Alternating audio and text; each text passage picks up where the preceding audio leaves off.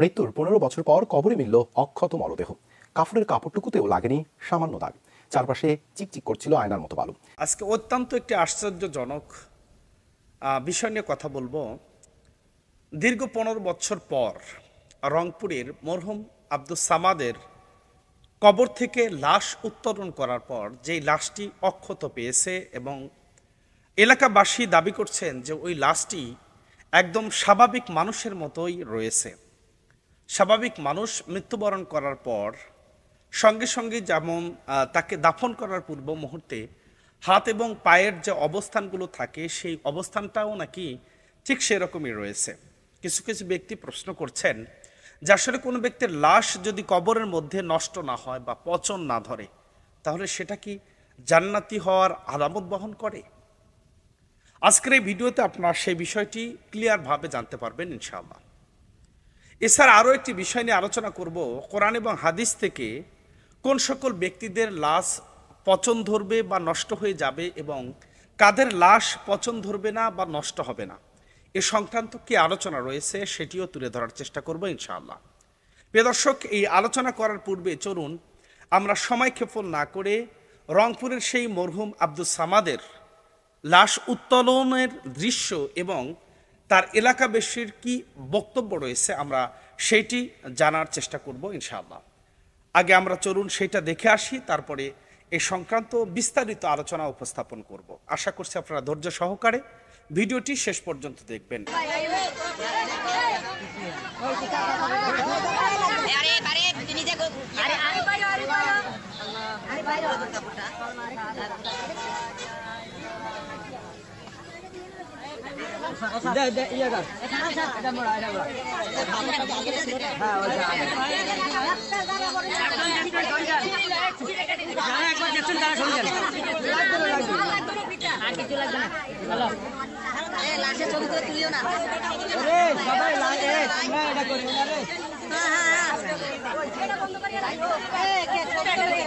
মারা যায় সেদিন নিজে ওই পুকুরে গোসল করছিল একলাই, কোনো কেউ গোসল করাইতে হয় নাই ওনাকে।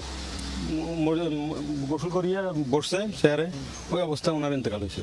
হাড্ডির মধ্যে যায় যখন ইয়ে হয় তখন মাটি ধরে, কিন্তু আমার আবার অক্ষত অবস্থায় কাপড়ও স্পর্শ করে নাই। ততই খুঁড়ি ততই দেখি এত পরিষ্কার, একেবারে নিকুর হাত দেখা যায়, পা দেখা যায়, যেভাবে সবাই রাখছি ওইভাবেই। এ খবর ছড়িয়ে পড়লে সেখানে ভিড় জমান স্থানীয়রা। তারা জানান অত্যন্ত পরহেজগার মানুষ ছিলেন আব্দুস সামাদ। এলাকার সব থেকে জনহিতকর মানুষ হিসেবেও খ্যাতি ছিল তার। কবর থেকে উত্তোলনের পর মরদেহ পাশে অন্যদের সাথে দাফন করা হয়। আমরা আল্লাহর কাছে দোয়া করি আল্লাহ ওনাকে বেহেশতবাসী করুক। খুবই ভালো ছিল আমার শ্বশুর।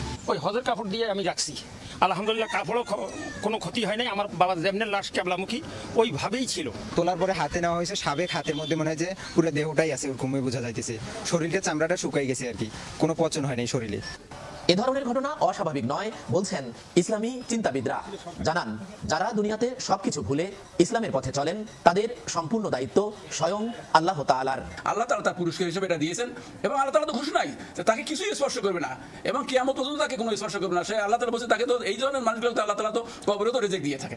123 বছর বয়সে নিজ বাড়িতে ইন্তেকাল করেছিলেন আব্দুস সামাদ। পেশায় কৃষিকাজের সাথে জড়িত ছিলেন। 8 পুত্র ও 4 কন্যা সন্তানের জনক ছিলেন তিনি। এরই মধ্যে 2 পুত্র ও 1 কন্যা। প্রিয় দর্শক, মরহুম আব্দুস সামাদ, রংপুরের মরহুম আব্দুস সামাদ, তার আয়ুকাল ছিল দীর্ঘ 123 বছর। 123 বছর অন্তে 2010 সালে তিনি ইন্তেকাল করেন এবং 2010 সালেই তাকে নিজস্ব আত্মীয় স্বজনের মাধ্যম দিয়ে, এলাকাবাসীর মাধ্যম দিয়ে তাকে দাফন করা হয়। সেখানে এই কবরটা স্থানান্তর করার সময়ে যেটি লক্ষ্য করা গেল যে তার লাশে অক্ষত রয়েছে, এমনকি তার কাফনের কাপড়ে পর্যন্ত কোনো ময়লা ধরেনি, 1 ফোঁটা বালি পর্যন্ত লাগেনি। সুবহানাল্লাহি ওয়া বিহামদিহি সুবহানাল্লাহিল আযীম। প্রিয় দর্শক, আসলে কোনো ব্যক্তির লাশ যদি কবরের মধ্যে পচন না ধরে বা নষ্ট না হয়, তাহলে সেটা কি জান্নাতি হওয়ার আলামত বহন করে কিনা, এমন প্রশ্ন এলাকাবাসী এবং সারা দেশের মানুষের মনেই ঘুরপাক খাচ্ছে। কোরআন এবং হাদিস দ্বারা এমন কোনো তথ্য বা প্রমাণ পাওয়া যায় না যে কোনো ব্যক্তির লাশ কবরের মধ্যে অক্ষত থাকলেই সে জান্নাতি হবে, আবার কবরের মধ্যে নষ্ট হয়ে গেলেই তাকে যে জাহান্নামী বলা যাবে এমনটাও বলা যায় না। তবে ওলামাই কেরাম এবং মুহাদ্দিস ও মুফাসসিরিনে কেরামের মতে আল্লাহ সুবহানাহু ওয়া তাআলা চাইলেই কোনো ব্যক্তিকে তার কুদরতি শক্তি এবং কেরামতের মাধ্যম দিয়ে কোনো আল্লাহওয়ালা ইমানদার পরহেজগার ব্যক্তিকে আল্লাহ সুবহানাহু ওয়া তাআলা অধিক থেকে অধিকতর সম্মানিত করতে পারেন। আমরা ধরে নিচ্ছি যেহেতু মরহুম আব্দুস সামাদের এলাকাবাসী এবং তার সন্তান সন্ততি সকলেই বলছেন যে তার পিতা জীবদ্দশায় অত্যন্ত পরহেজগার মানুষ ছিলেন। আর আল্লাহ সুবহানাহু ওয়া তাআলা এরকম পরহেজগারদেরকে সম্মানিত করার জন্য অথবা পৃথিবীবাসীকে শিক্ষা প্রদান করার জন্য এরকম কিছু নজির স্থাপন করতেই পারেন। প্রিয় দর্শক, হাদিসের ভাষ্য মতে বিশ্বনবী সাল্লাল্লাহু আলাইহি সাল্লাম বলেন যে শহীদদের লাশ আল্লাহ সুবহানাহু ওয়া তাআলা কবরের মধ্যে অক্ষত রাখবেন, আর নবীদের শরীর মাটি কখনো ভক্ষণ করতে পারবে না। মাটির জন্য নবীদের শরীর ভক্ষণ করাকে বা নষ্ট করাকে হারাম করে দেয়া হয়েছে। তার মানে এই কথার মাধ্যম দিয়ে স্পষ্ট আমরা যেই কথাটা বুঝতে পারি সেটি হলো নবী এবং রাসূলদের কবর বা নবী এবং রাসূলদেরকে এই মাটি কখনোই গ্রাস করতে পারে না। নবী এবং রাসূল ব্যতীত প্রত্যেকের লাশই এই মাটি গ্রাস করতে পারে বা মাটি ভক্ষণ করতে পারে, এমন ক্ষমতা আল্লাহ সুবহানাহু ওয়া তাআলা মাটিকে প্রদান করেছেন। প্রিয় দর্শক, আল্লাহ সুবহানাহু ওয়া তাআলা ঈমানদার বান্দাদের সাথে প্রতিনিয়তই অত্যন্ত কোমল এবং নমনীয় স্বভাব আচরণ দেখিয়ে থাকেন। তিনি হচ্ছেন অতীব দয়াশীল এবং করুণাময়।